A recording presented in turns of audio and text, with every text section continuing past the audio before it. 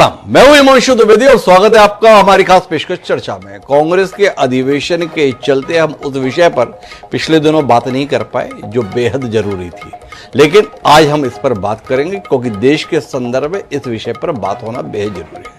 Supreme court के द्वारा एक आदेश जारी किया गया है। ये आदेश तमिलनाडु सरकार की याचिका के संदर्भ में आया। तमिलनाडु में भाजपा विरोधी सरकार है, तमिलनाडु में स्टालिन के नेतृत्व की सरकार है और तमिलनाडु की सरकार सुर्खियों में अपने काम के संदर्भ में कम लंबे अरसे से वहां के राज्यपाल आर.एन. रवि के साथ टकराव के चलते सुर्खियों में ज्यादा रहती है।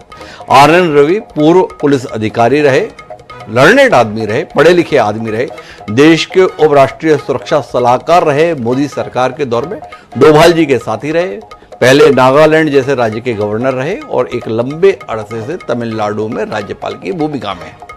लेकिन आर.एन. रवि और स्टालिन के नेतृत्व वाली सरकार के बीच में टकराव समय समय पर सुर्खियों में आता रहा। अब इस विषय पर महत्वपूर्ण मामला यह हो गया है कि स्टालिन सरकार लगातार यह आरोप लगा रही थी कि आर.एन. रवि राजनीतिक एजेंडे के तहत काम करते हैं और एक निर्वाचित सरकार को अपना दायित्व निभाने से रोकने की कोशिश करते हैं। मसला यह था कि स्टालिन सरकार के द्वारा विधानसभा में जो भी विधेयक पारित किए जाते थे उनमें से अधिकांश विधेयकों को आर.एन. रवि के द्वारा रोक लिया जाता था। बिना कारण उन्हें रोके जाने का आरोप था और इसके बाद उन्हें जब वापस किया गया न्यायिक हस्तक्षेप के चलते तो दोबारा विधानसभा ने पारित किया, पर उसके बावजूद भी आर.एन. रवि ने उस पर सहमति नहीं दी, बल्कि बाद में उन्हें राष्ट्रपति के पास भेज दिया गया। आखिर में सर्वोच्च न्यायालय में तमिलनाडु सरकार के द्वारा गुहार लगाई गई। उन आरोपों के मद्देनजर फैसला आया। 2 सदस्यीय पीठ के द्वारा जो फैसला दिया गया है वो आने वाले समय में ठीक वैसे ही मिसाल बनेगा जैसे कर्नाटक की बोम्मई सरकार के संदर्भ में धारा 356 के प्रावधानों के इस्तेमाल के संदर्भ में नजीर बना। बर्खास्तगी को लेकर सुप्रीम कोर्ट की तल्ख टिप्पणियां आज भी मिसाल के तौर पर याद की जाती हैं और उसी के बाद से 356 के बेजा इस्तेमाल पर काफी हद तक रोक लगी। अभी जो सुप्रीम कोर्ट का फैसला आया उसमें सुप्रीम कोर्ट ने इस बात पर नाराजगी जताई है कि एक निर्वाचित सरकार को रोकने के लिए राज्यपाल का पद सृजित नहीं किया गया था। राज्यपाल का आचरण कतई स्वीकार नहीं किया सकता है। राज्यपाल को जो शक्तियां मिली हैं उन शक्तियों का मनमाना इस्तेमाल की इजाजत नहीं दी जा सकती। हद यहां तक हो गई कि इस फैसले के तहत कहा गया कि जो विधेयक तमिलनाडु विधानसभा के द्वारा पारित किए गए थे उन्हें राज्यपाल की मंजूरी मिले बगैर भी मंजूर मान लिया जाए। ऐसे महत्वपूर्ण आदेश पर हम बात करेंगे, समझने की कोशिश करेंगे देश के संविधान में केंद्र सरकार के प्रतिनिधि के तौर पर जिस राज्यपाल के पद की परिकल्पना की गई थी, वक्त गुजरने के साथ वह राज्यपाल का पद राज्य सरकारों का संरक्षक होने के स्थान पर प्रतिद्वंदी के रूप में तब्दील कैसे हो गया। क्या राज्यपालों के माध्यम से निर्वाचित सरकारों को चुनौती देने के इस सिलसिले पर अब रोक की उम्मीद क्या हम कर सकते हैं? सवाल महत्वपूर्ण है, प्रश्न बहुत सारे हैं। उन सारे प्रश्नों पर आज विवेचन करने की कोशिश अपने मेहमानों के साथ करेंगे। हमारे साथ इस चर्चा का हिस्सा बनने के लिए 5 खास मेहमान मौजूद हैं, उनसे आपका परिचय कराएं। उससे पहले समय है आज के विचार सूत्र का। हमारा आज का विचार सूत्र ये कहता है कि मनुष्य की न्याय की क्षमता लोकतंत्र को संभव बनाती है, लेकिन मनुष्य का अन्याय के प्रति झुकाव लोकतंत्र को आवश्यक बनाता है। रेनहोल्ड निबूहर के द्वारा क्या कमाल की बात कही गई थी। तो कुल मिलाकर लोकतंत्र हमें बेहद जरूरी महसूस हो जाता है। मेरा हमारे साथ अब इस चर्चा का हिस्सा बनने के लिए कुछ खास मेहमान मौजूद है। हमारे साथ शैलेश नितिन त्रिवेदी जी हैं, कांग्रेस पार्टी के विचारवान नेता हैं, वो हमारे साथ में। चिराग सेठी जी हैं, प्रवक्ता हैं आम आदमी पार्टी के। संजय चक्रवर्ती जी हमारे साथ में जुड़ चुके हैं, प्रवक्ता हैं तृणमूल कांग्रेस के। जस्टिस आदित्य मित्तल साहब हमारे साथ में है, सेवानिवृत्त, इस चर्चा का हिस्सा बनने के लिए। और कुछ ही देर में हमारे साथ में मुकेश त्यागी जो होंगे भारतीय जनता पार्टी के प्रतिनिधि के तौर पर। सबसे पहले चर्चा की शुरुआत हम जस्टिस आदित्य मित्तल साहब से ही करना चाहेंगे और इस फैसले को मित्तल साहब आप किस निगाह से देखते हैं, आपकी टिप्पणी। निश्चित रूप से ये फैसला बहुत उल्लेखनीय फैसला है और माननीय सर्वोच्च न्यायालय का एक कार्य यह भी है कि वो कानून की विवेचना करे। कानून में जो शब्द परिभाषित नहीं है और जिनके बारे में कोई स्पष्ट प्राविधान नहीं है, उनका इंटरप्रिटेशन करना भी माननीय सर्वोच्च न्यायालय के अधिकार में आता है। जैसा कि भारत के संविधान के अनुच्छेद 200 में लिखा हुआ है कि जब कोई बिल किसी सदन से पारित हो जाता है तो महामहिम राज्यपाल के पास 3 विकल्प हैं। या तो उस पर अपनी सहमति दे दें, या उसको रोक लें, और या उसे राष्ट्रपति महोदय के पास विचारार्थ भेज दें। रोकने की स्थिति में भी एक अन्य विकल्प ये दिया गया है कि वो पुनर्विचार के लिए उस बिल को, उस सदन को किसी सुझाव के साथ या किसी संशोधन के साथ वापस भेज सकते हैं, परंतु प्रतिबंध ये है कि वापस आने पर उस कानून को तुरंत सहमति देनी पड़ेगी। जहां तक मैंने बताया कि भारत के संविधान के अनुच्छेद 200 में शब्द एज सून एज पॉसिबल लिखा गया है जी। एज सून एज पॉसिबल का कोई डिक्शनरी मीनिंग नहीं लिया जा सकता। ये विचारणीय बिंदु होता है कि किस व्यक्ति के लिए कौन सी चीज कब शीघ्र की जाए। हो सकता है कि महामहिम राज्यपाल 15 दिन के लिए प्रदेश से बाहर हो सकता है कि वो बीमार हो सकता है कि वो किसी अन्य कार्य में व्यस्त हो। तो एज सून एज पॉसिबल की जो व्याख्या माननीय सर्वोच्च न्यायालय ने की है और इसकी जो समय सीमा 1 माह की निर्धारित की है, वो बहुत ऐतिहासिक फैसला है। और इस फैसले से निश्चित रूप से समस्त देश के राज्यपालों को एक संदेश है कि किसी भी बिल को आप अनिश्चित काल तक नहीं रोक सकते हैं, और आप सहमति दीजिए या पुनर्विचार के लिए वापस भेजिए या महामहिम राज्यपाल के राष्ट्रपति महोदय के पास भेजिए। अच्छा मित्र साहब, मैं एक आपसे टिप्पणी चाहता हूं। देखिए, देश में जब संविधान बना तो एक लंबे विमर्श के बाद बना, 2 साल से ज्यादा समय लगा। एक लंबी चौड़ी संविधान सभा थी जिसमें विस्तार से विचार विमर्श के बाद एक एक चीज को शामिल किया गया। उस समय पर यह परिकल्पना शायद नहीं कर पाए संविधान निर्माता कि आने वाले समय में उनके द्वारा रचित प्रावधानों का ऐसा भी इस्तेमाल हो सकता है जिसमें राज्यपाल एज सून एज पॉसिबल को इन्फिनिटी में तब्दील कर दें। आप बतौर न्यायविद इस क्षरण को किस दृष्टि से देखते हैं, इस पतन को किस दृष्टि से देखते हैं, और इस पर कोई टिप्पणी करने का आपका मन करता है? जैसे सर्वोच्च न्यायालय ने आज सीधे तौर पर कह दिया कि राज्यपाल रवि ने भले मन से काम नहीं किया। आपकी टिप्पणी?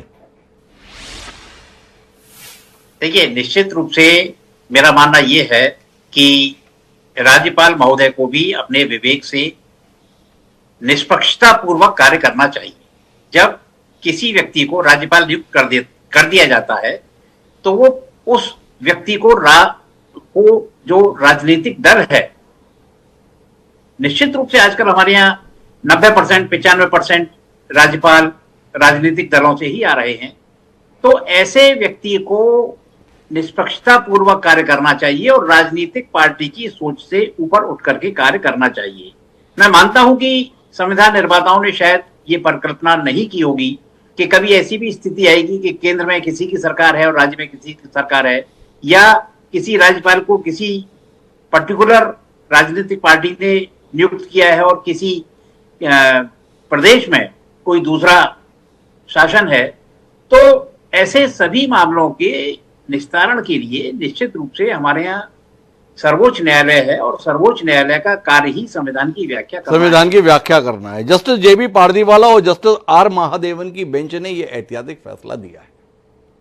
हमारे साथ भारतीय जनता पार्टी के तेजतर्रार प्रवक्ता मुकेश त्यागी जी जुड़े हुए हैं। मुकेश त्यागी जी, आज कितने शर्मसार हैं आप इस फैसले को लेकर, इस फैसले की टिप्पणियों को लेकर? अरसे से आपके शासनकाल के दौरान गैर भाजपाई राज्य सरकारों का राज्यपाल के साथ टकराव अब अचंभा पैदा नहीं करता है। RN रवि के संदर्भ में सुप्रीम कोर्ट की तल्ख टिप्पणियां वाकई आपको सोचने के लिए कुछ मजबूर कर रही हैं, कुछ बाध्य कर रही हैं? क्या आपसे इस आत्म मूल्यांकन की उम्मीद की जा सकती है कि जहां सरकार बनाने के संदर्भ में राज्य की जनता ने आपको खारिज कर दिया, वहां पर आप राज्यपाल के माध्यम से हुकूमत बनाए रखने की कोशिश ना करें, क्योंकि ध्वनि ऐसी ही आ रही है सुप्रीम कोर्ट के आदेश की शब्दावली से। मुकेश त्यागी जी की टिप्पणी। डॉक्टर हिमांशु जी नमस्कार, और तमाम को पैनलिस्ट को मेरा नमस्कार। देखिए, ऐसा है कि हम तो सुप्रीम कोर्ट के कोई भी डिसीजन है उसका स्वागत दिल से करते हैं, क्योंकि ये संविधान है और यहाँ प्रजातंत्र है जी। और कोई भी व्यक्ति, किसी के अंदर कोई त्रुटि हो सकती है। एग्जीक्यूशन करते हुए तमाम एडमिनिस्ट्रेटिव ऑर्डर्स ऐसे होते हैं जो फॉल्टी होते हैं, अनकॉन्स्टिट्यूशनल होते हैं, वो चैलेंज होते हैं। तो गवर्नर अपने अधिकार क्षेत्र में उसका एरर ऑफ जजमेंट है या डेलिब्रेट है, तो ये तो इसको कहना कि साहब ये भारतीय जनता पार्टी के खिलाफ है, मैं समझता हूँ ये बेबुनियाद बात है। और एक तरफ तो ये कहते हैं कि साहब कोर्ट्स कॉम्प्रोमाइज्ड हैं, कॉन्स्टिट्यूशन खतरे में है, और उसके बाद जब इस प्रकार के जजमेंट आते हैं जो सरकार को कहीं ना कहीं परोक्ष या अपरोक्ष रूप से घेरते हैं, तो आप उसको कहते हैं कि देखिए आपके खिलाफ ये आया है। अरे भाई, हम तो चाहते हैं कि हमारे खिलाफ कोई आए, कोई उसमें क्या बुराई है अगर कोई ऐसा जजमेंट दिया है गवर्नर के खिलाफ। और देखिए, गवर्नर की स्थिति मैं बताऊं, डीएमके इस समय जो है बहुत, मैं आपको डीएमके का कुछ कॉज एंड इफेक्ट रिलेशनशिप होते हैं डॉक्टर हिमांशु। एक थे शिवाजी कृष्ण मूर्ति, इन्होंने जो है गवर्नर को गाली देकर कहा कि हम तुम्हें जो है जान से मार देंगे, ये पानी पूरी बेचने वाले नॉर्थ से जो है साउथ में चले आते हैं। किस प्रकार की शब्दावली का और अश्लील भाषा का इस्तेमाल किया है पहले डीएमके वालों ने। वो और जो इनके पुत्र हैं वो भी जो है लगातार सनातन को गाली देते। चलिए, वो तो विषय भ्रमित हो जाएगा, लेकिन एक प्रकार की वहां पे असभ्यता बहुत बुरी तरह से फैली हुई डीएमके के स्टडी से। गवर्नर का कोई वो नहीं करते। अब देखिए क्या हुआ, वाइस चांसलर का अपॉइंटमेंट होना था, जो असली मुद्दा ये था कि वाइस चांसलर का अपॉइंटमेंट था। गवर्नर साहब ने ये कहा कि भाई ठीक है, आप जो यूजीसी के नॉमिनी को भी उसमें इंक्लूड कर लीजिए, ताकि जब आप सर्च कमेटी भेजे तो उसमें एक यूजीसी, जो कि मैं समझता हूं कि सही, एक उन्होंने उसमें हस्तक्षेप किया कि आप अपना व्यापक करिए, और उसमें यूजीसी का मतलब कोई मेधावी व्यक्ति आएगा जो वाइस चांसलर की स्थिति पकड़ेगा, तो उसको लेकर के उन्होंने खिलाफत की कि भाई हम यूजीसी को नहीं डालेंगे। यहां तक कि इन्होंने गवर्नर की पावर को बिल के माध्यम से कहा कि गवर्नर का कोई हस्तक्षेप वाइस चांसलर के अपॉइंटमेंट में होना नहीं चाहिए। तो अब ये इस प्रकार की बातें ये करते हैं, गवर्नर के जो अधिकार क्षेत्र है उनको से भी उनको महरूम करना चाहते हैं। अगर उसने, मैं डिफेंड नहीं कर रहा हूं गवर्नर साहब को, गवर्नर साहब खुद डिफेंड करें। गवर्नर साहब ने जो डिसीजन लिया नहीं, गवर्नर साहब को डिफेंड आप करने की तो पूरी कोशिश कर ली है मुकेश जी, लेकिन मेरी टिप्पणी थोड़ी अलग है आपसे, सवाल की शक्ल में। सुप्रीम कोर्ट ने अपने आदेश में तमिलनाडु के वर्तमान राज्यपाल और पूर्व पुलिस अधिकारी के आचरण के संदर्भ में सवाल ही नहीं उठाई, तल्ख टिप्पणी की है। सीधे तौर पर कह दिया कि आपने भले मन से काम नहीं किया। क्या एक निष्पक्ष सरकार, एक दमदार सरकार, भारतीय संविधान में आस्था रखने वाली सरकार ऐसे गवर्नर को बनाए रखने के संदर्भ में तैयार रहेगी, या आरएन रवि के संदर्भ में ये तल्ख टिप्पणियां उनकी विदाई का आधार बनेगी, जिसे सुप्रीम कोर्ट भले मन से काम करने वाला नहीं पाया? क्या ऐसे व्यक्ति को आप अभी भी गवर्नर बनाए रखना चाहेंगे? इसके संदर्भ में मुकेश जी आपसे टिप्पणी अपेक्षित है। क्या सोचते हैं आप इसके संदर्भ में? आप तो सुप्रीम कोर्ट का बड़ा सम्मान करते हैं, अभी आपने बताया। डॉक्टर हिमांशु, हम तो इसको गंभीरता से समीक्षा करेंगे। मेरे आगे पूरा ऑर्डर नहीं है, मैं ऑपरेटिंग उसमें क्या उन्होंने स्ट्रिक्चर्स पास किए गवर्नर के खिलाफ, और इसकी समीक्षा जरूर भारतीय जनता पार्टी के अंदर होगी, क्योंकि ये एक कोऑपरेटिव फेडरलिज्म का मामला है, ये संघीय ढांचा का मामला है, और इसके अंदर जो है संघ स्टेट को कितने राइट्स मिलने चाहिए, गवर्नर का कितना हस्तक्षेप होना चाहिए, ये तमाम बातों पर जो है, ये खाली एक रवि साहब के ऊपर नहीं होगा। ये मैं समझता हूँ कि समीक्षा जो होगी, गवर्नर का क्या स्टाइल ऑफ फंक्शनिंग है उसको लेकर, गवर्नर का क्या स्टाइल ऑफ फंक्शनिंग है, सुप्रीम कोर्ट ने बोला इसमें, पहले बोमई जी के संदर्भ में भी बोला था, आज के आदेश में बोला है कि राज्यपाल को एक दोस्त, दार्शनिक और राह दिखाने वाले की तरह होना चाहिए। आप संविधान की शपथ लेते हैं, आपको किसी राजनीतिक दल की तरफ से संचालित नहीं होना चाहिए, आपको उत्प्रेरक बनना चाहिए, अवरोधक नहीं। राज्यपाल को इस बात का ध्यान रखना चाहिए कि कोई बाधा पैदा ना हो। सब तो आपके ऊपर ही कर दिया मुकेश जी, राजनीतिक दल से संचालित नहीं होना चाहिए। क्या कहते हैं मुकेश जी? नहीं, सबसे पहले देखिए, अगर पश्चिम बंगाल, केरल, तमिलनाडु, पंजाब, हर तरफ से तो खबरें यही आती हैं कि वहां की गैर भाजपा शासित सरकारें राज्यपाल के कारण परेशान रहती हैं। आप उससे अनभिज्ञ थोड़ी हो, सार्वजनिक जीवन जीने वाले व्यक्ति हो मुकेश जी, प्रखर प्रवक्ता हो, ऐसे सवालों से तो अड़ते से आप दो चार हो रहे हो। क्या कहते हो आप, सुप्रीम कोर्ट ने गड़बड़ कर दिया? डॉक्टर हिमांशु जी, आपको भारतीय जनता पार्टी की कमर थपथपानी चाहिए। अगर आप पूरा अतीत उठा के देख लें तो किस प्रकार से 90 सरकारें, चुनी हुई सरकारें कांग्रेस पार्टी ने डिसमिस की थी। मनमोहन सिंह ने 11 सरकारें डिसमिस की थी, इंदिरा गांधी ने 50 सरकारें डिसमिस की थी। हमारा आप एक भी बताइए, उल्लेख बताइए जहां पे हमने सरकार डिसमिस की हो। क्या बताएं, आपने तो कोशिश की थी ना हरीश रावत को निपटाने की, कोर्ट के दखल ने आपके प्रयासों को सफल नहीं होने दिया। मुकेश जी, थोड़ा इतिहास के पन्ने पलटिए ना, आप ही के दौर के हैं, ज्यादा पुरानी कहानी नहीं है। लेकिन आप ये तो देखिए कि क्या हमारा काला इतिहास था, किस प्रकार से कांग्रेस ने 356 को, आर्टिकल 356 को किस तरह से दुरुपयोग किया था। और उसके तुलनात्मक हमारा आप देखिए रिकॉर्ड, हमने तो एक भी चुनी सरकार को नहीं गिराया, वहां 90 सरकार का इतिहास। अरे भाई, गिराने की कोशिश तो की, पर मुंबई फैसले के चलते अब केंद्र सरकार उतना निरंकुश नहीं रह गया। इस बात को समझने की कोशिश कीजिए। और फिर आधे से ज्यादा हिंदुस्तान पर तो आपने वैसे ही जीत हासिल कर ली है, आपको जरूरत क्या मान पड़ी है? इसके संदर्भ में मुकेश जी क्या कहेंगे? बहरहाल आप थोड़ा विचार करेंगे इस फैसले से बाकी राज्य या बाकी पार्टियां कितनी राहत में हैं। हमारे साथ संजय चक्रवर्ती जी मौजूद हैं, तृणमूल कांग्रेस के प्रवक्ता हैं। बंगाल में मुख्यमंत्री ममता बनर्जी से टकराव की सुर्खियां बनाने वाले जगदीप धनखड़ जी उपराष्ट्रपति बनकर बैठे हैं। वर्तमान राज्यपाल के साथ तल्ख संबंध अभी भी सुर्खियां बनते हैं। क्या कहते हैं संजय चक्रवर्ती जी, कितनी राहत की सांस ले रहे हैं? स्टालिन को फोन वोन किया कि नहीं किया ममता बनर्जी ने? सबसे पहले सभी पैनलिस्ट को और देशवासियों को नमस्कार आपके पैनल के थ्रू। और राहत की बात है लेकिन नहीं भी है, दोनों ही है। तो राहत की बात यह है कि सुप्रीम कोर्ट के आदेशों को ज्यादा जल्दी मानते ही नहीं है। पहली बात तो ये ऊपर से नीचे टॉप टू बॉटम सब झूठ बोलते रहते हैं। और जहां पे यहाँ आपको सरकार मिलेगी, जहां विपक्ष की सरकार मिलेगी, राज्यपाल को आप हमेशा एक्टिव पाएंगे। आपको जिनके 22 राज्यों में जहां पे शासन चल रहा है, आप उनको राज्यपाल के शायद हो सकता है नाम ही ना पता हो। क्यों? क्योंकि वो राज्यपाल वहां पे शून्य रहते हैं, बिल्कुल वो पड़े रहते हैं अपने जहां पे इनका कोठी होता है वहां पड़े रहते हैं, वहां कोई एक्टिविटीज नहीं होती है। अभी आपने देखा वक्फ बोर्ड का जो है बिल पास हुआ, 3 दिन के अंदर सिग्नेचर भी हो गया। लेकिन विधानसभा में बहुत सारी चीजें पास होती है तो जनता के लिए पास होती है और बाकायदा बहुमत के साथ पास होती है, और राज्यपाल जो केंद्र से थोपा गया हुआ होता है वो उस बिल को दबा करके बैठ जाता है। और बंगाल में तो ऐसी चीज हो गई है कि वो मतलब जहां पे जाना चाहिए मुख्यमंत्री को या किसी मंत्री को जाना चाहिए, वहां राज्यपाल चला जाता है। पहले ही हो जाए गाड़ी वाड़ी निकाल के पहले ही चला जाता है। तो हम लोग तो इन सब चीजों को आदी हो चुके हैं, झेल रहे हैं, आदी हो चुके हैं 2014 के बाद से। तो ये कोई नई बात नहीं है कि हमारे साथ ऐसा होता है। ये हर गैर भाजपा शासित जहां प्रदेश है वहां के राज्यपाल को आपको एक्टिव ऐसे ही राज्यपाल भेजा जाता है ताकि जो है वो जनता की भलाई में कोई काम न कर सके। ऐसा अगर उन्होंने भलाई में काम कर दिया तो जनता दोबारा उनको चुन करके भेजेगी, इसीलिए उसको वे अड़ंगा लगाते हैं।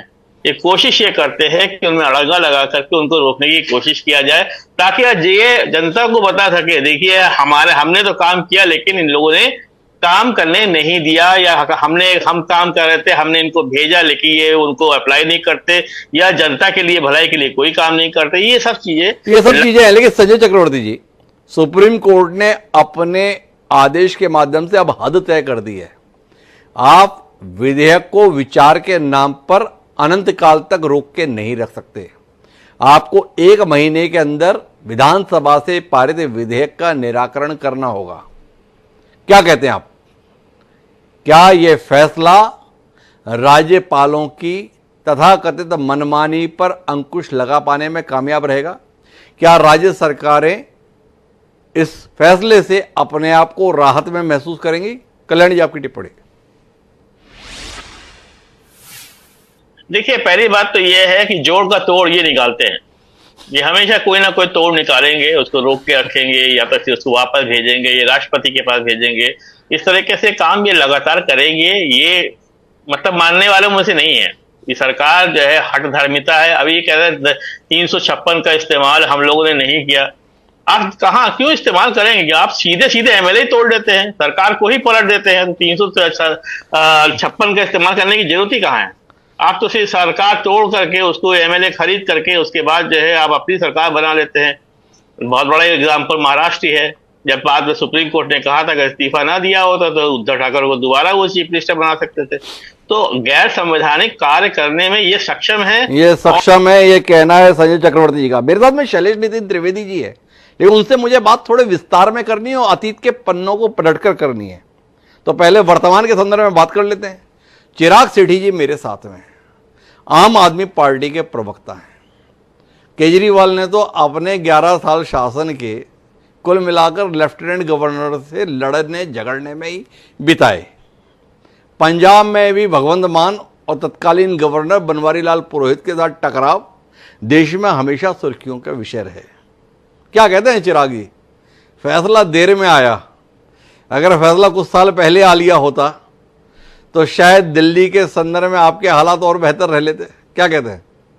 हिमांशु जी नमस्कार, आपको भी और सारे पैनलिस्ट को भी, आपके श्रोताओं को भी। आज के फैसले ने ये बता दिया कि किस तरीके से विपक्ष की सरकारों को परेशान करना, उनके काम रोकना और उनका कोई भी जो जन कल्याण की नीति है वो लोगों तक ना पहुंचे, उसके लिए कैसे गवर्नर्स को लगाया जाता है। हम तो कब से बोलते आ रहे थे, पंजाब में अगर मैं असेंबली सेशन की परमिशन लेनी पड़ रही है और वो नहीं मिल रही है, हमारे बिल रोक दिए जाते हैं। दिल्ली में तो हमारे जो एलजी साहब थे वो तो मुख्यमंत्री बने हुए थे, वो कभी यमुना साफ कराने निकल जाते थे, कभी सीवर साफ कराने निकलते हैं, कभी प्रेस कॉन्फ्रेंस कर रहे हैं, ज्ञान हर चीज पे दे रहे थे, काम कुछ नहीं कर रहे थे। तो आज अगर कोर्ट ने ये बात बोली है तो बिल्कुल सही बोला है। अगर आप इतना हस्तक्षेप करेंगे तो फिर इलेक्शन की जरूरत क्या है? आप हर स्टेट में गवर्नर बिठा दीजिए। आपको क्या जरूरत है एक स्टेट के इलेक्शन कराने की, करोड़ों रुपया खर्च करने की? अगर जनता की चॉइस से गवर्नमेंट आई है और उसने एक डिसीजन लिया है तो आपको किसने ये हक दिया कि आप उन बिलों को महीनों महीनों लंबित करके छोड़ दें?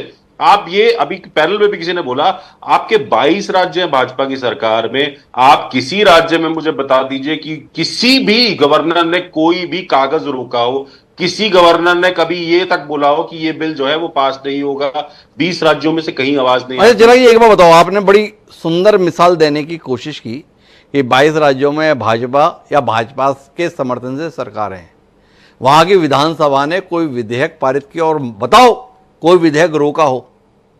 क्या आप नहीं मानते हैं कि जो भाजपा की सरकारें या भाजपा के समर्थन से सरकारें हैं वो सारे फैसले जनहित के लेती हैं, लोकहित के लेती हैं? आप लोग जो है दल हित के फैसले लेते हैं, इसलिए इन विधेयकों को रोकना पड़ता है। क्या कहते हैं आप इसके संदर्भ में? आपके काम ऐसे होते हैं ना, इसलिए राज्यपाल को भूमिका निभानी पड़ती है। जनता के हितों को रोक के मद्देनजर उसको ऐसे कदम उठाने पड़ते हैं। क्या कहते हो आप चिराग जी? क्यों करते हो भाई आप लोग ऐसा काम?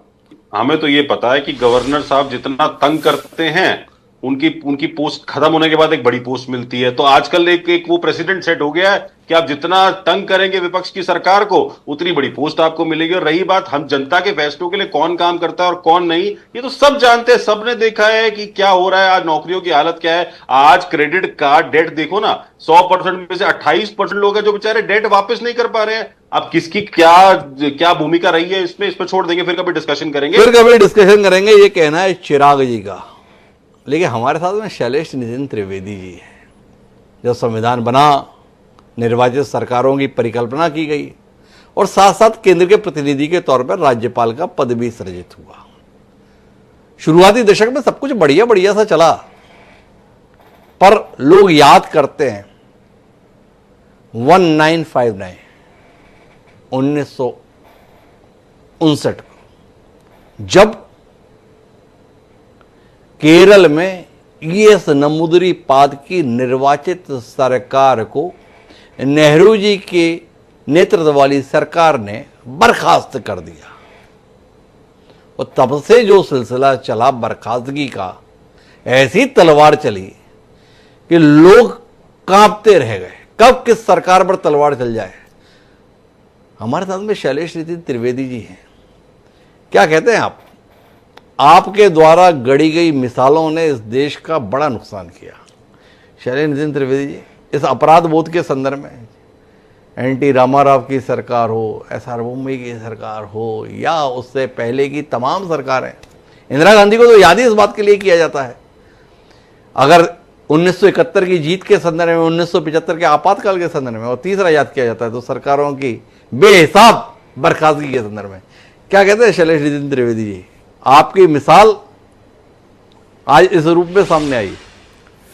हिमांशु जी, जब आप पहले किसी अन्य वक्ता से बात कर रहे थे तब भी आपने संविधान सभा का उल्लेख किया था जी, और मैं आपका आभार व्यक्त करता हूं कि आपने अपने सवाल की शुरुआत संविधान सभा से की। जी, संविधान सभा को एक स्पष्ट समझ थी कि राज्यपाल एज सून एज पॉसिबल राज्य की निर्वाचित सरकार द्वारा, राज्य की विधानसभा द्वारा पारित विधेयकों को पारित करेंगे, उस पर मुहर लगाएंगे। लेकिन भाजपा की सरकार में तो ये एज लेट एज पॉसिबल हो गया। हमने छत्तीसगढ़ में इसको देखा। लेकिन आप जो इंदिरा जी के बारे में बात कह रहे थे, मैं आपका बहुत सम्मान करता हूं, लेकिन बेहद विनम्रता से आपसे असहमत होने की अनुमति भी चाहता हूं। इंदिरा जी को याद किया जाता है पाकिस्तान के 2 टुकड़े करके इतिहास के साथ साथ भूगोल बदल देने के लिए। इंदिरा जी को याद किया जाता है हरित क्रांति के लिए। इंदिरा जी को याद किया जाता है एक दृढ़ निश्चयी महिला के रूप में। मैं इतना ही कहना चाहूंगा कि कांग्रेस ने विभिन्न कारणों से, जायज कारणों से अनेक सरकारों को बर्खास्त किया। अगर आप केरल के ईएमएस नंबूदरीपाद की सरकार के समय की बात करें तो उस समय केरल में जो अराजकता व्याप्त थी वो निश्चित रूप से उस स्थिति को कॉल करती थी। आप याद करिए, जब भाजपा की सरकारें हमें बर्खास्त करनी पड़ी थी, जब इन्होंने सर्वोच्च न्यायालय को लिख के दिया था और अपने ही हलफनामे का पालन नहीं किया था, तो आप कांग्रेस को जो आरोप लगा रहे हैं, मेरा यह मानना है कि यह सच नहीं है। सच्चाई यह है कि भाजपा ने एक अलग ही रास्ता अख्तियार किया। हमारे पूर्व वक्ताओं ने बहुत अच्छे ढंग से इस बात को कहा कि इन्हें सरकार बर्खास्त करने की जरूरत ही नहीं है, ये तो विधायकों को खरीद लेते हैं। कर्नाटक में देखा हमने, मध्य प्रदेश में देखा, अनेक स्थानों पर देखा। लेकिन कांग्रेस ने कभी विधायकों की खरीद फरोख्त नहीं की। कांग्रेस ने संवैधानिक कारणों से एक प्रक्रिया का पालन किया, और कांग्रेस ने कोई सरकार बर्खास्त की, इसका अर्थ यह नहीं है कि राज्यपालों द्वारा अपनी संवैधानिक सीमा के अतिक्रमण को जायज ठहराया जा सके।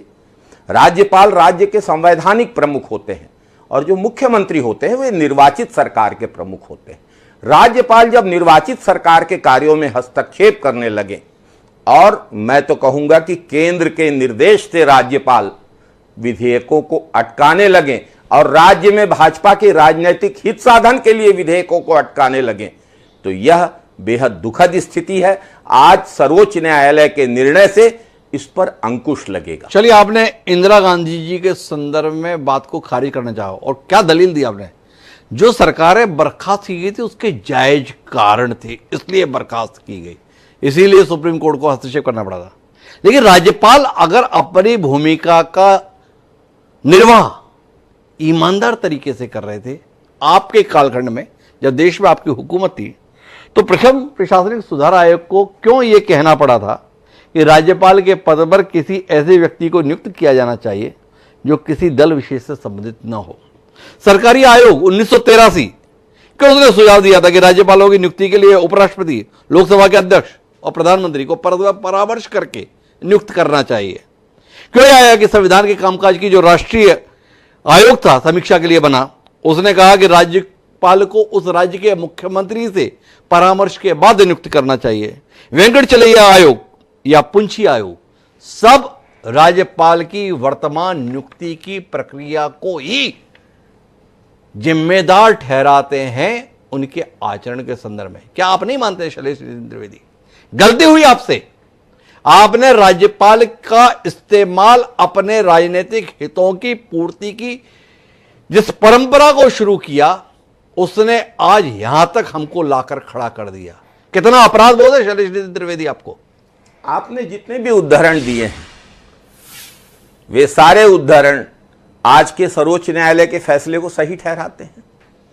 और दूसरी बात, मैं आपको छत्तीसगढ़ की याद दिलाना चाहूंगा।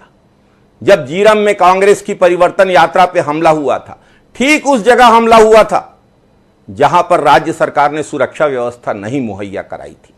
डॉक्टर मनमोहन सिंह प्रधानमंत्री थे, सोनिया जी आई, डॉक्टर मनमोहन सिंह आए, राहुल जी आए, लेकिन छत्तीसगढ़ की भाजपा सरकार को बर्खास्त नहीं किया गया। हम चाहते तो बर्खास्त कर सकते थे, लेकिन कांग्रेस ने ऐसा आर्बिट्रेरली नहीं किया है और इसका जीता जागता उदाहरण छत्तीसगढ़ का है। और सर्वोच्च न्यायालय का जो आज फैसला आया है वह भी छत्तीसगढ़ के उदाहरण में अगर देखें, छत्तीसगढ़ के संदर्भ में अगर देखें, तो इस राज्य में आदिवासियों के लिए जो आरक्षण का विधेयक था वो विधेयक राजभवन में महीनों तक लंबित पड़ा रहा। हम लोगों ने राजभवन कूच तक किया, बारंबार निवेदन किया महामहिम राज्यपाल से, लेकिन महामहिम राज्यपाल ने न उसको विधानसभा को भेजा न राष्ट्रपति को भेजा। राज्यपाल जी कानूनी सलाह लेते रहे। ये कानूनी सलाह लेने के नाम पर जो लटकाए जाने की प्रक्रिया है, उस पर सर्वोच्च न्यायालय के इस निर्देश से अंकुश लगेगा। अंकुश लगे, ये दलीलें हैं, लेकिन शैलेंद्र त्रिवेदी बता नहीं पाए राज्यपाल की नियुक्ति के संदर्भ में समय समय पर मिले इन सुझावों को अमल में क्यों नहीं लाया गया। लेकिन मेरे साथ में जस्टिस आदित्य मित्तल साहब जुड़े हुए हैं। मित्तल साहब, हमारे पास अनगिनत उदाहरण मौजूद हैं जिसमें राज्यपालों की नियुक्ति के संदर्भ में यह अपेक्षा जाहिर की गई है, बेहतर हो इस पद पर गैर राजनीतिक व्यक्ति हो, जिसकी किसी दल से संबद्धता ना हो। इसकी नियुक्ति की प्रक्रिया के संदर्भ में अन्य लोगों को भी शामिल किया जाए। आपका नजरिया क्या ये नियुक्ति की प्रक्रिया ही अपने आप में एक दल विशेष के हितों के संरक्षण के लिए राज्यपाल को बाध्य करती है? क्योंकि उसका अस्तित्व ही इस बात पर निर्भर करता है कि जिसने उसको बनाया है उसकी मंशा को वो क्रियान्वित करे।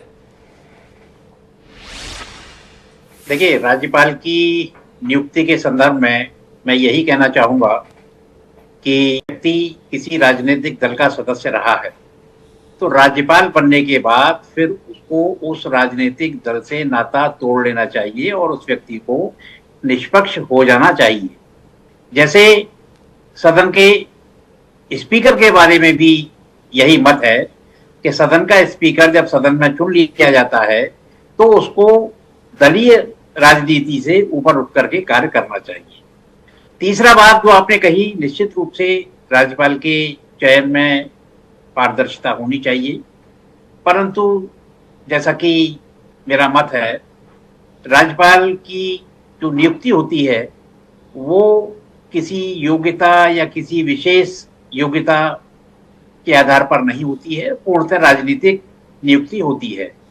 परंतु राजनीतिक नियुक्ति होने के बाद क्योंकि उन्होंने संविधान की शपथ ली है निष्पक्ष रह करके संविधान के दायित्वों को पूरा करने का, तो उनको भारत के संविधान के अनुसार संविधान के दायित्वों को पूर्ण करना चाहिए और जो व्यवस्थाएं भारत के संविधान में दे रखी हैं, जो उनकी शक्तियां दे रखी हैं, उन शक्तियों के हिसाब से ही कार्य करना चाहिए। जैसे कि मनी बिल के बारे में उनकी किसी प्रकार की कोई शक्ति नहीं है, वो उसको रिजेक्ट नहीं कर सकते। इसी प्रकार से उनको उनके ऊपर ये भी कोई प्रतिबंध नहीं है कि किस किस मामले को वो महामहिम राष्ट्रपति के पास विचार के लिए भेजेंगे।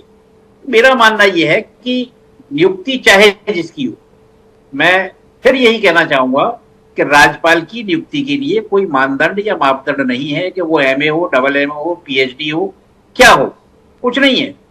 वो एक राजनीतिक व्यक्ति होता है, था, परंतु उसे नियुक्ति के बाद राजनीतिक व्यक्ति नहीं रहना चाहिए और उन्हें एक निष्पक्ष रूप से कार्य करना चाहिए। मित्र साहब, एक होता है आदर्श, एक होता है व्यवहार।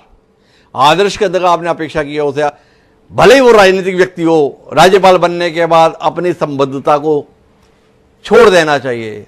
स्पीकर के संदर्भ में भी आपने कहा उसको भी निष्पक्ष हो जाना चाहिए। ये हो गया आदर्श। आप इसी समाज में रह रहे हैं, इसी व्यवस्था को देख सुन रहे हैं, ये आदर्श आपको कहीं दिखाई दे रहा है क्या? इसलिए आपसे सवाल है कि पिछले 5 दशक से अनगिनत मौकों पर अलग अलग आयोग और समितियों ने राज्यपाल की नियुक्ति की प्रक्रिया को बदलने के संदर्भ में सुझाव दिए हैं। क्या बतौर न्यायविद पूर्व आपको लगता है कि इन सुझावों को अमल में लाने का समय आ गया है? कुछ तो बेहतर होगा। हाँ, निश्चित रूप से इन सुझावों को अमल में लाने का समय भी आ गया है। और मैं फिर यही कहना चाहूंगा, मैं किसी व्यक्ति विशेष के बारे में नहीं कह रहा हूं, मैं एक पद के बारे में कह रहा हूं, और पद की एक गरिमा होती है जी। और उस मैं ठीक है, आपने कहा कि ये आदर्श है और एक प्रयोग है, तो प्रयोग में मैं समझता हूं कि निश्चित रूप से क्षरण हो रहा है। मुझे ये कहने में कोई संकोच नहीं है, ये कहने में कोई संकोच नहीं है। जस्टिस आदित्य मित्तल का कहना है। सत्तारूढ़ दल के प्रवक्ता के तौर पर मुकेश त्यागी जी मौजूद हैं। मुकेश त्यागी जी, काफी देर हो गई हमें बातचीत करते हुए, कुछ आत्म मूल्यांकन किए।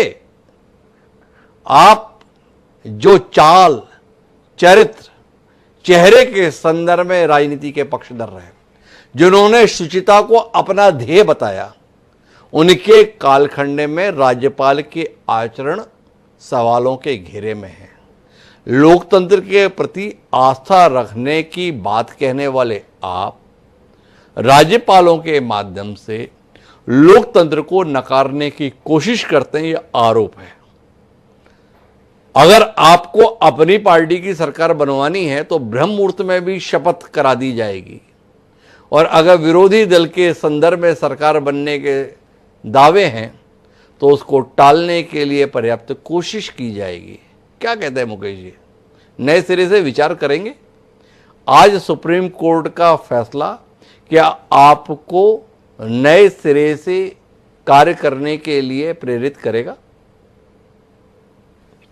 नहीं, देखिए ऐसा हिमांशु जी, मैं सबसे पहले आपके तमाम लांछनों को सिरे से खारिज करता हूं। भारतीय जनता पार्टी का जो प्रजातांत्रिक और कॉन्स्टिट्यूशन के प्रति विश्वास है वो अतुल्य है। मैंने अभी आपको इतिहास के बारे में बताया। इन्होंने, अब आप ये देखिए, इसको थोड़ा सा नहीं, थोड़ा अपन विस्तार से बात करते हैं मुकेश जी। एक तो मैंने कोई लांछन नहीं लगाए, मैंने तो वातावरण में जो सवाल उठते हैं उन सवालों को रेखांकित किया। अब आपने बताया तो आप ही बताइए। भाई, हमने तो पहले कभी मिसाल देखी नहीं कि सुबह 4 बजे 5 बजे जो है शपथ ग्रहण समारोह हो, पर देवेंद्र फडणवीस और अजीत पवार की महाराष्ट्र के राजभवन में शपथ उसी समय पर हुई, और इसके बावजूद भी वो शपथ सदन में बहुमत साबित कर पाने में नाकाम रही। इस पूरी कार्रवाई को मुकेश त्यागी जी कितना जायज ठहराते हैं, और भविष्य में इसकी मिसालें हमें किस कदर देखने को मिल सकती है, इसके संदर्भ में मुकेश जी थोड़ा रोशनी दे, मार्गदर्शन होगा हमारे दर्शकों का। मैं आपको वही बता रहा हूं आपको कि अगर आप इसका पूरा दर्शन देखें तो एक अंकुश जो है, ये सेंटर और स्टेट के बीच में एक लिंक है गवर्नर का। और अगर गवर्नर का अपॉइंटमेंट आप 156 में देखें तो उसका जो अपॉइंटमेंट होता है at the pleasure of the president. President और इनके बीच में डिफरेंस ये है कि प्रेसिडेंट को अगर आपको निकालना है तो इम्पीचमेंट करना पड़ेगा, लेकिन अगर आपको गवर्नर को निकालना है तो वो प्रेसिडेंट के प्लेजर तक ही अपॉइंट होते हैं, जबकि उनका 5 साल का टर्म होता है। अब आपकी बात आई होशियारी जी के बारे में, आपकी बात आई अभी आज के जजमेंट के बारे में। मैं ये कहना चाहता हूं डॉक्टर हिमांशु, मान लीजिए ये 2 बात गलत हुई है, लेट अस अज्यूम कि ये उन्होंने अनकॉन्स्टिट्यूशनल एक्ट किया है, लेकिन आप इसके आधार पर ये तो नहीं कह सकते कि पूरी गवर्नर व्यवस्था ही जो है चरमरा गई है। अब आप देख लीजिए, मैं आपको उदाहरण दूं किस प्रकार से जो है आप पार्टी क्यों परेशान होते हैं। हालांकि वहां तो स्टेटस अलग है। जब लिकर पॉलिसी के बारे में लेफ्टिनेंट गवर्नर ने ऑब्जेक्शन उठाया तो इन्होंने लिकर पॉलिसी वापस कर ली, तो इनको गवर्नर आंखों में खटक करने लगा। अब रहा सवाल टीएमसी का। टीएमसी ने किस प्रकार से जो है वहां पर जब केसी त्रिपाठी थे गवर्नर, उनको किस तरह से उन पे पत्थर फेंके इन्होंने। ये अपने आचरण को भूल जाते हैं। किस प्रकार से इन्होंने धनखड़ जी की मजाक बनाई, धनखड़ जी को वहां पे बैठने नहीं दिया इन्होंने एक दिन भी। तो उसके बाद भी भारतीय जनता पार्टी का आप ये देखिए कि कोई भी गवर्नर रूल लगाने का थ्रेट तक नहीं दिया, जबकि गवर्नर रिपोर्ट आई थी इनके खिलाफ, लेकिन उसके बाद भी हमने कोई वहां पे गवर्नर रूल नहीं लगाया और उनकी डेमोक्रेटिक व्यवस्था को तमाम अराजकता के साथ भी चलने दिया। देखो, एक तो आप बार बार जो ये बता रहे हो ना मुकेश जी कि देखो हमने गवर्नर रूल नहीं लगाया, मैं फिर दोहराना चाहता हूं, आप इतने निरंकुश नहीं हैं देश की संवैधानिक व्यवस्था में और सर्वोच्च न्यायालय के आदेश के बाद जो एसआर बोमई केस में आया था, उसके बाद केंद्र सरकार उस कहानी को दोहराने की स्थिति में नहीं रह गई है। जब जब सरकार ने कोशिश की उसे मुंह की खानी पड़ी है। हरीश रावत के संदर्भ में आपकी कोशिश विफल हुई मुकेश त्यागी जी, ये इतिहास भी आपके साथ में है।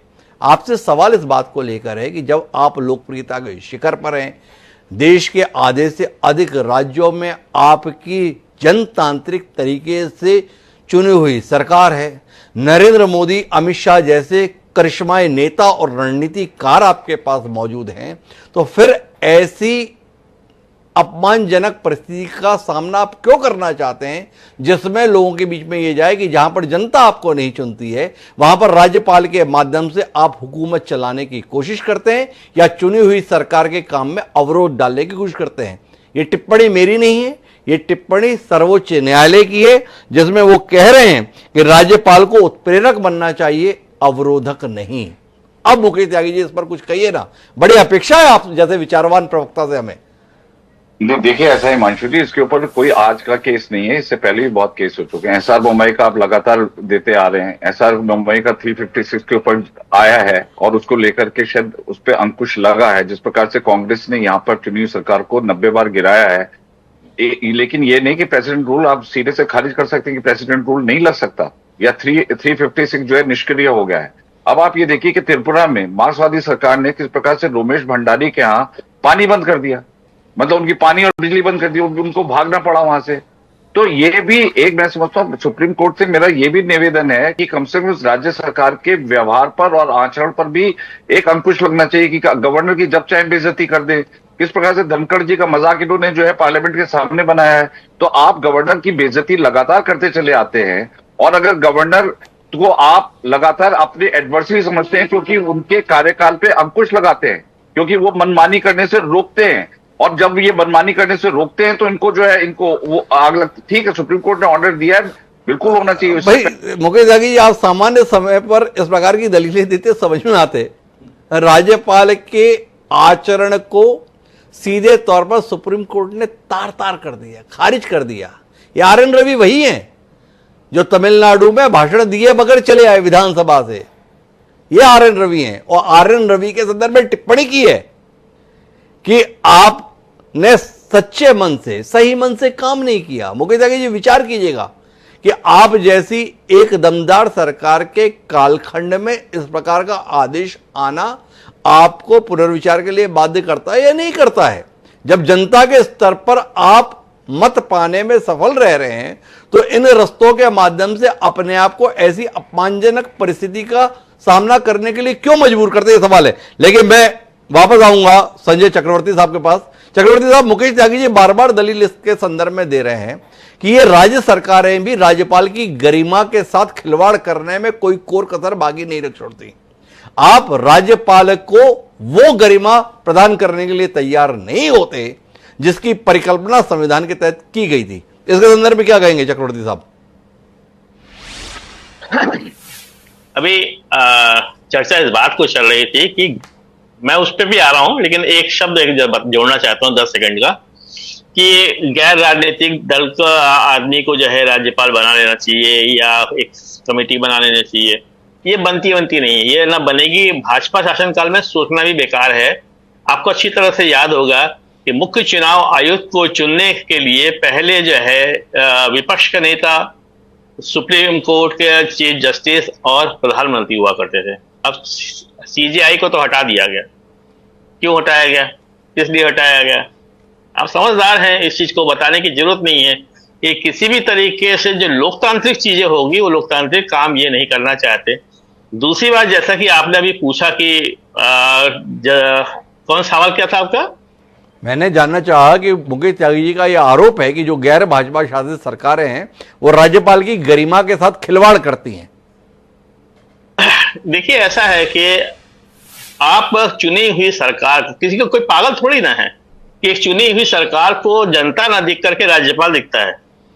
आपने देखा होगा कि अभी हाल ही में महाराष्ट्र में बाकायदा जो है औरंगजेब की कब्र को लेकर के और दुनिया जान के जो 300 साल पुरानी बातों को लेकर के किस तरीके से है बवाल मचाएगा। राज्यपाल का एक शब्द आपको सुनने को मिला कहीं पे? राज्यपाल कहीं बाहर आए निकल करके? कभी देखा आपने कि हाँ दंगे के बीच में राज्यपाल आकर के भाषण दे रहे होंगे? ये नहीं होता है वहां पर। हमने कहा ना, राज्यपाल जहां पे भी बीजेपी के शासनकाल में है, जो 22 राज्यों में, मैंने पहले कहा था 22 राज्यों में, वहां पे म्यूट है, साइलेंट मोड पे है। वो सिर्फ और सिर्फ अपने 5 साल को काट रहे हैं बस, और किसी तरीके से जैसे ही विधेयक पास होता है विधानसभा से, राज्यपाल सिग्नेचर कर देता है, काम हो जाता है। लेकिन विपक्ष का जहां पे शासनकाल है, वहां पे कोशिश ये रहती है, वो इकैक्टिक मोड में आ जाता है, ऐसे राज्यपाल को भेजा ही जाता है। अभी जैसे कहते हैं जगदीप धनखड़ को सदन के अंदर, किसने कहा है सदन के अंदर किसने मजाक बनाया? किसी ने नहीं मजाक बनाया। ये तो बिल्कुल गलत आरोप है। सदन के अंदर प्रधानमंत्री जी ने जरूर जो है राहुल गांधी जी का मजाक बनाते हैं, उठो उठो उठो उठो, ये किसने किया था? सदन के अंदर जगदीप धनखड़ का मजाक किसने नहीं बनाया। ये बिल्कुल गलत आरोप है। लेकिन जिस तरीके से आज एक राजनीति जो है वो जनता की भलाई के लिए नहीं हो रही है, आज राजनीति जो हो रही है, एक पार्टी विशेष को किस तरीके से ज्यादा उठाया जाए और दूसरे विपक्षी नेता को किस तरीके से गिराया जाए, यही राजनीति चल रही है। और ये राजनीति बड़ी खतरनाक है। ये राजनीति बहुत खतरनाक है, ये संजय चक्रवर्ती जी का कहना है। पर चिराग शेट्टी जी, आज का ये फैसला पंजाब में आपके हितों को कितना प्रभावित करेगा, इस पर कोई रोशनी देंगे? भगवंत मान की सरकार के वो कौन से विषय हैं जो राज्यपाल के कारण अटके हुए हैं, और अब आपको उम्मीद है यह फैसला भले ही स्टालिन सरकार की याचिका को लेकर आया, पर इसका फायदा आपको मिल जाएगा? नहीं हिमांशु जी, देखिए ये सिर्फ स्टालिन सरकार के लिए नहीं, ये जितनी विपक्ष की सरकारें हैं सबके लिए एक सकारात्मक फैसला है। क्योंकि जिस तरीके से गवर्नर्स को अपॉइंट किया जाता है, जिस तरीके से मुझे लगता है ट्रेन किया जाता है कि कैसे आप जितने भी बिल पास हो रहे हैं उनको रोकिए, काम को रोकिए, काम को स्टॉल कीजिए, आज उन सबके खिलाफ ये फैसला आता है, जहां पर ये बोला जा रहा है, बाकायदा बोला जा रहा है कि आपको इतने टर्म में, इतने टाइम में बिल को पास करना है, और रेट्रोस्पेक्टिवली माना जाएगा कि ये बिल पास हुआ है। तो बिल्कुल इसका स्वागत किया जाता है, क्योंकि आज उस पद की गरिमा को भाजपा ने नहीं छोड़ा। पहले जो रिस्पेक्ट की बात कर रहे थे, पहले आप देखिए तो सही, क्या गवर्नर आपकी होम रूल स्टेट्स जो है वहां पर कोई बात करते हैं? अभी जो भाजपा के प्रवक्ता उन्होंने बात करी कि क्या हो रहा है तमिलनाडु में, पूछता हूं महाराष्ट्र में क्या हो रहा है? जो लैंग्वेज को लेके आज गरीब रेडी पटरी वालों को पीटा जाता है, क्या गवर्नर का कोई बयान आता है? क्या रूलिंग स्टेट पार्टी का कोई बयान आता है? कोई बयान नहीं आता।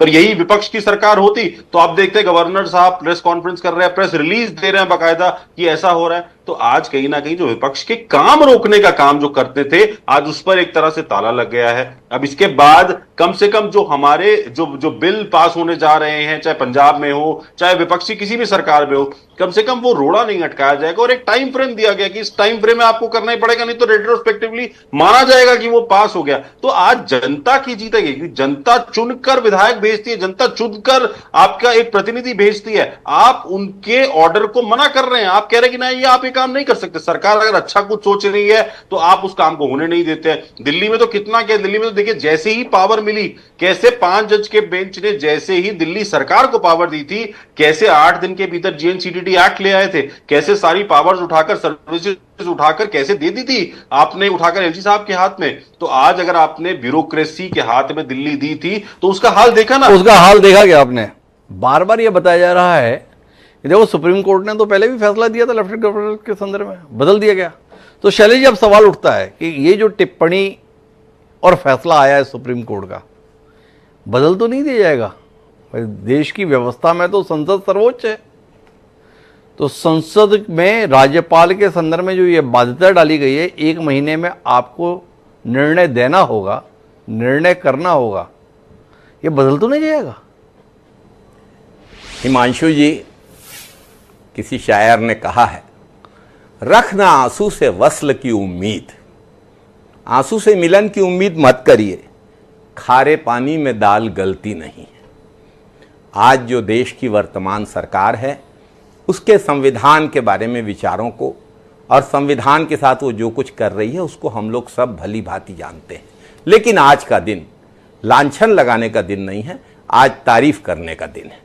पहली तारीफ करूंगा स्टालिन जी की, जिन्होंने हिम्मत करके न्यायालय में इस तरीके से इस मामले को लड़ा और एक ऐतिहासिक फैसला आया। दूसरी तारीफ मैं आपकी करने की अनुमति आपसे चाहूंगा, जो आपने 7-7 दृष्टांत निकाले, और ऐसे दृष्टांत हैं जो आंखें खोल देने के लिए पर्याप्त हैं। इन दृष्टांतों पर विचार होना चाहिए, निश्चित रूप से होना चाहिए। वो तो सरकार गिराने की बात कर रहे हैं, ये तो विधेयकों के पारित करने के बारे में इस पे विचार होना चाहिए। और हिमांशु जी, बहुत ही विनम्रता पूर्वक मैं कहना चाहूंगा कि इसी उम्मीद पर तो जी रहे हैं हिज्र के मारे, इसी उम्मीद पर तो जी रहे हैं हिज्र के मारे। कभी तो रुख से उठेगी नकाब, आहिस्ता आहिस्ता रुख से नकाब उठनी चाहिए। संविधान का पालन होना चाहिए, राज्यपालों को अपनी मर्यादा का एहसास होना चाहिए। राज्यपालों को अपनी मर्यादा का एहसास होना चाहिए। पर मैं जस्टिस आदित्य मित्तल साहब हमारे साथ में, उनसे समझना चाहता हूं, ये मियाद जो तय की है अंतिम है, इसे कोई बदल नहीं सकता, या कानून में हर एक का तोड़ है, ऐसा लोग बोलते हैं। बस ढंग का वकील चाहिए होता है। मित्तल साहब, आप थोड़ा रोशनी दीजिए ना, क्या विकल्प हैं? राज्यपालों के हाथ बांधने की कोशिश आदेश में दिखती है, ये हाथ कैसे खुल सकते हैं? जी, मैं कोई भविष्यवेत्ता नहीं हूं, और जैसा कि आपने चर्चा में कहा कि महामहिम राज्यपाल के प्रसाद पर्यंत राज्यपाल की नियुक्ति होती है, तो ये प्रसाद जो है महामहिम राज्यपाल का नहीं होता है, बल्कि केंद्र की राजनीतिक पार्टी का होता है। और मैं ये भी कहना चाहूंगा कि केंद्र में जितनी भी राजनीतिक पार्टियां रही हैं, एक कहावत है ना कि हमाम में सब नंगे हैं, तो केंद्र की सभी राजनीतिक पार्टियों ने अपनी इस प्रसाद को बांटने में कोई और कसर नहीं छोड़ी है, और अपने अपने व्यक्तियों को प्रसाद दे करके उन्हें राज्यपाल बनाया है। दूसरी बात, मैं ये कहना चाहूंगा कि क्या ये समय अवधि घटाई या बढ़ाई जा सकती है, ये निश्चित रूप से आने वाले समय पर निर्भर करेगा। और मेरी अपनी दृष्टि में एक माह का समय कम समय नहीं है, क्योंकि संविधान के अनुच्छेद 200 में एज सून एज पॉसिबल, यथासंभव शीघ्रातिशीघ्र, तो शीघ्रता का तात्पर्य तो ये है कि 1 दिन में, 2 दिन में, 3 दिन में आप उस पर बिल्कुल मंजूरी दे दें, या जो आपके संवैधानिक अधिकार है उनका प्रयोग कर लें। परंतु मैं फिर यही कहना चाहूंगा बड़े दुख के साथ कि किसी भी राज्यपाल महोदय को किसी भी राजनीतिक दल के इशारे पर कोई संविधान विरोधी कार्य नहीं करना चाहिए। जब किसी पूर्व न्यायवेत्ता को साथ में बिठाओ तो एक फायदा रहता है, कम से कम बात खरी खरी हो जाती है। तो जस्टिस आदित्य मित्तल साहब किसी भी पूर्वाग्रह से परे जाकर हमारे बीच साफ साफ कह दिए। अब वो बुरी चाहे शैलेश नितिन त्रिवेदी जी को लगे हो, चाहे मुकेश त्यागी जी को लगे, लेकिन मुकेश त्यागी जी आपके पास वापस लौट कर आता हूं और जानना आपसे ये चाहता हूं, इस फैसले को स्वीकार करने की उम्मीद आपसे करें। अपने द्वारा नियुक्त राज्यपालों को लिखित ना सही अलिखित संदेश की आपसे अपेक्षा करें कि ऐसी फजीयत आगे मत कराना, यह अपेक्षा आपसे ये करें। या तो आप अदालत में एक नई अपील डालेंगे कि एज सून एज पॉसिबल का अर्थ 1 महीना नहीं होता, जब सरकार चाहे तब तक होता है, या आपसे संसद में किसी नए कानून की अपेक्षा करें। अपेक्षा क्या करें आपसे मुकेश त्यागी जी, बस इतना आप बता दो, किस अपेक्षा के साथ आपकी और हम निहारें?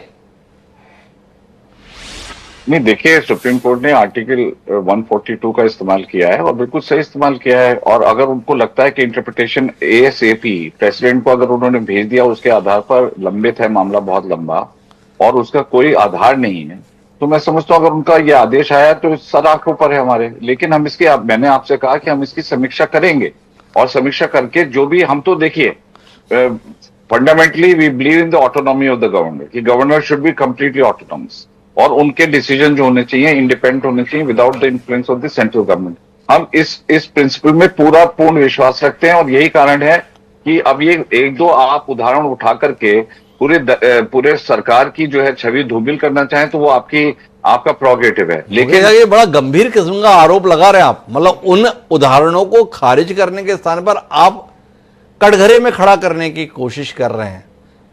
तो चलिए, मेरे साथी पैनलिस्ट जो दलील दे रहे हैं उसको खारिज कीजिए आप, मेरे उदाहरण से तो आप सहमत नहीं हो पाए। आपने कहा ये एक दो उदाहरण के साथ में आप पूरे कंडक्ट को गलत ठहरा नहीं सकते हैं। मंजूर आपकी बात सर आंखों पर, सबसे बड़े दल के प्रवक्ता है और हमारे इतने सम्माननीय सहयोगी हैं। माननीय अन्य प्रवक्तागण ये कह रहे हैं कि जहां पर भाजपा शासित सरकारें हैं वहां पर किस विषय को लेकर माननीय महामहिम अपनी प्रतिक्रिया दे रहे हैं। जी मैं आपको अभी उदाहरण देता हूं किस प्रकार से विपक्ष के जो सरकारें हैं वो किस प्रकार से अवरोध क्रिएट कर रहे हैं। अब आप 3 लैंग्वेज पॉलिसी को देख लीजिए। 3 लैंग्वेज पॉलिसी को लेकर के डीएमके जो है लगातार चिल्ला रही है कि हमें 3 लैंग्वेज पॉलिसी एक्सेप्टेबल नहीं है। वो क्या राष्ट्र हित के खिलाफ नहीं है? यूसीसी को लेकर के कहते हैं कि हम अपने स्टेट में पास नहीं करेंगे, क्या वो राष्ट्र हित के खिलाफ नहीं है? तमाम देखिए 3 सब्जेक्ट्स हैं, स्टेट सब्जेक्ट है, सेंट्रल सब्जेक्ट है और कॉन्करेंट सब्जेक्ट है। हम जब कॉन्करेंट सब्जेक्ट के ऊपर कोई भी लेजिस्लेशन बनाते हैं तो ये जो सरकारें हैं उसको फॉलो नहीं करते हैं। ये सुप्रीम कोर्ट के आदेश को भी मानने को तैयार नहीं होते। एमआईएम वाले कह रहे हैं कि जो बिना पढ़ा लिखा आदमी होता है ना, वो सवाल के उत्तर में सवाल करे समझ में आता है, पर मुकेश त्यागी जैसा विद्वान प्रवक्ता सवाल के उत्तर में सवाल के माध्यम से बच निकलने की कोशिश करे तो बड़ा अजीब सा लगता है। सवाल क्या था? सवाल मुकेश त्यागी से यह था कि गैर भाजपा शासित सरकारों के तौर तरीकों को लेकर सम्मान्य महामहिम या राज्यपाल सवाल निरंतर उठाते रहते हैं, मौके पर पहुंचते रहते हैं, बयान जारी करते रहते हैं, आपत्तियां जताते रहते हैं, पर जो भाजपा शासित राज्य हैं वहां पर राज्यपाल बड़े बड़े मसलों पर भी खामोश बने रहते हैं। यह आरोप है साथी प्रवक्ताओं का, जिसमें टीएमसी के प्रवक्ता शामिल है, चक्रवर्ती साहब, चिराग सेठी जी भी बोल रहे हैं, शैलेश नितिन त्रिवेदी जी बोल रहे हैं। तो हमें उम्मीद थी कि मुकेश त्यागी जी इसको खारिज करेंगे, तर्कों के साथ में काट देंगे। ऐसा कुछ करेंगे मुकेश जी? नहीं, ये तो आपने बहुत जेनरिक स्टेटमेंट दीजिए, कोई उदाहरण दीजिए। अगर समन्वयता है गवर्नर और लेजिस्लेचर के बीच में और उसमें कोई बिल पास हो रहा है तो उसमें क्या आपको संवैधानिक नजर आ रहा है? अगर आप संवैधानिक काम करेंगे, आप उनकी खिलाफत करेंगे, आप सेंट्रल के खिलाफ जो लॉज पास हो गए हैं, पार्लियामेंट के लॉज के खिलाफ आप बात करेंगे और गवर्नर उस पर अंकुश लगाता है तो इनको वो होती है, क्योंकि इनके जितने डिसीजन है वो अपरिसीमन को लेकर के देखिए किस प्रकार से डीएमके वाले कर रहे हैं। तो ये इस प्रकार के जो Bharatiya Janata party ruled state है उनके और इनके बीच में कोई कॉन्फ्लिक्ट ही नहीं है, क्योंकि वो पूरी सेंट्रल की पॉलिसी को मानते हैं, स्टेट की पॉलिसी मानते हैं, उसमें हार में नहीं है। कुल मिलाकर महत्वपूर्ण बात यह है मुकेश त्यागी जी, अभी इन राज्य सरकारों के संदर्भ में देश की सर्वोच्च अदालत ने टिप्पणियां नहीं की हैं। जो केंद्र सरकार के प्रतिनिधि के तौर पर राज्यपाल बनकर इन राज्यों में बैठे हैं, उनके कंडक्ट सवालों के घेरे में आए हैं। सर्वोच्च न्यायालय का आदेश क्या इन महामहिम को अपने आचरण पर पुनर्विचार करने के लिए बाध्य करेगा? क्या संविधान निर्माताओं ने जिस लोकतांत्रिक व्यवस्था की मजबूती की खातिर राज्यों में मुख्यमंत्री और निर्वाचित सरकार के साथ राज्यपाल को मार्गदर्शक के तौर पर मौजूद रखना चाहा था, उस भूमिका में निर्वाह करते हुए ये राज्यपाल हमें आने वाले समय में दिखेंगे? क्या सुप्रीम कोर्ट की यह अपेक्षा कि यह उत्प्रेरक के तौर पर काम करे, अवरोधक के तौर पर नहीं, भविष्य में हमें इसका अनुसरण होते हुए दिखेगा? ये सवाल महत्वपूर्ण है। उम्मीद करते हैं कि देश में निर्वाचित लोकतांत्रिक दमदार सरकार संविधान और सर्वोच्च न्यायालय की भावनाओं के अनुरूप कार्य करने के लिए अपने प्रतिनिधियों को आने वाले समय में बाध्य करेगी और राज्य सरकार और राज्यपालों के बीच टकराव के दिल को दुखाने वाली घटनाओं से अब हमें आने वाले समय में सामना नहीं करना पड़ेगा। इस अपेक्षा के साथ आप सभी मेहमानों का बहुत बहुत धन्यवाद हमारे साथ इस चर्चा का हिस्सा बनने के लिए। समय है आज का शेर का, तो आज का शेर इस फैसले के संदर्भ में आने वाली चुनौतियों को लेकर कुछ यूं है कि आशा नहीं इंसाफ की जंजीर हिलाना, आशा नहीं इंसाफ की जंजीर हिलाना, दुनिया को जहांगीर का दरबार न समझो। अख्तर बस्तवी ने क्या कमाल की बात कही थी। फैसला आया है पर इस फैसले के अमल के संदर्भ में इच्छा शक्ति चाहिए। क्या वो इच्छा शक्ति, वो भावना आने वाले समय हमें दिखाई देगी? इस पर हमारी निगाह रहेगी। अब दीजिए मुझे याद, कल फिर मिलेंगे नए विषय के साथ।